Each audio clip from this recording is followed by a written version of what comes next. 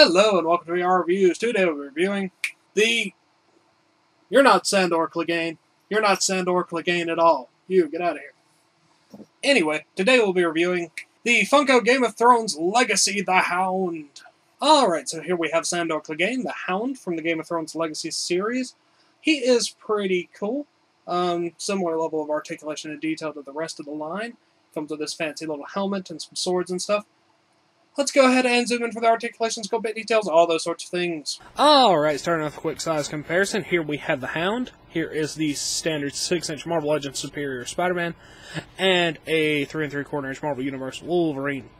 As you can tell, Hound is taller than Spider-Man, but he is also much taller than the Game of Thrones figures, as the Game of Thrones figures are on a slightly smaller scale. He could still probably fit in with the Marvel Legends display if you want to have him fight Spider-Man, but for the most part, he should actually be a bit taller than that. And, of course, he is much bigger than Marvel Universe Wolverine. Now let's get the other two out of here and just look at the Hound. Alright, moving on to our 360 spin. Here you can see the Hound. He's got his armor on. Several of these pieces are rubbery. The little bits on his elbows, his shoulder pads, and his little bottom of his tunic are all rubbery pieces, so they don't inhibit articulation at all.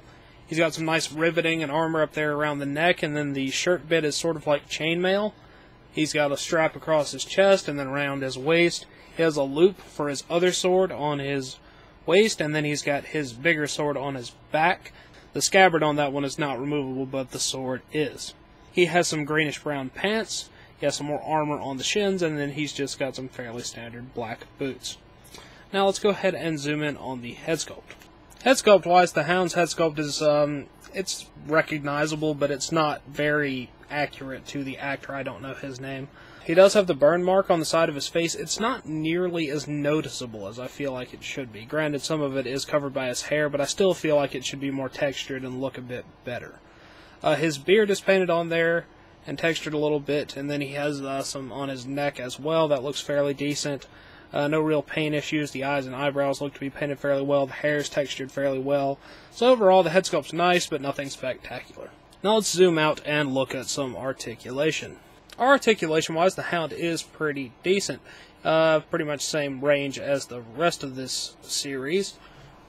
He has a ball peg head that moves up, down, side to side, tilts, ball joint shoulders, and an out forward and back. He actually has a bicep cut, and then he has the ball joint in the elbow, which also rotates and hinges. He has a cut at the wrist. He has a waist cut underneath the skirt bit.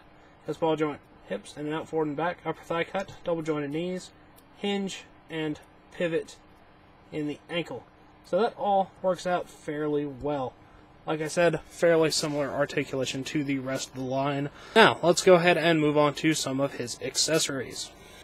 Accessories-wise, the Hound comes with his two swords. This is the longer handled one that's on his back. They're actually about the same blade length. Then this is the sword that goes on his hip, and then this is the sheath for it. You just slide it into the loop on his hip. Either sword can fit in either hand. However, he is not really articulated well enough to hold them in a two-handed posture. So that kind of sucks, but it is an acceptable set of swords. Now let's go ahead and look at his helmet.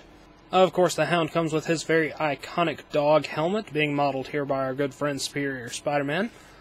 It is hinged, so it can go up and down, and it's made out of a rubber piece, so it will easily go over the Hound's head, and anyone else pretty much with a similar sized head. And here is what it looks like actually on the Hound.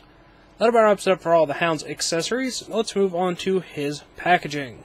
Packaging-wise, the Hound comes in the same box as the rest of the series does. Game of Thrones Legacy Collection. This is figure number 3. You got your big window there.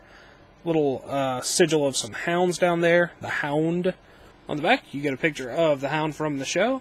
And Series 1 includes Jon Snow, Tyrion Lannister, the Hound, White Walker, Daenerys Targaryen, and Ned Stark.